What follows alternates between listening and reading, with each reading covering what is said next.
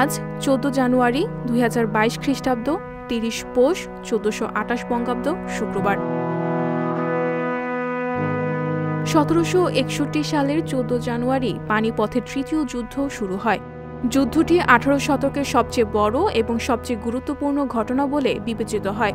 দিল্লির 97 কিলোমিটার উত্তরে পানিপথ নামক স্থানে যুদ্ধটি সংঘটিত হয়।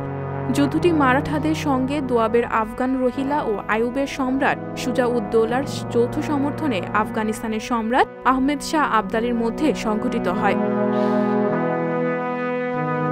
1969 সালের 14 জানুয়ারি ভারতের মাদ্রাজ রাজ্যের নতুন নামকরণ হয় তামিলনাড়ু। এই রাজ্যের রাজধানী চেন্নাই।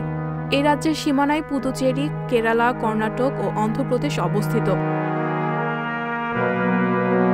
2005 সালের 14 জানুয়ারির এই দিনে শনি গ্রহের চাঁদ টাইটানে হুইজেন্স প্রোবের অবতরণ করে। 2008 সালের 14 জানুয়ারি নাসার পাঠানো মহাকাশযান মেসেঞ্জার প্রথম বুধ গ্রহের অদেখা গোলার্ধের ছবি তুলতে সক্ষম হয়।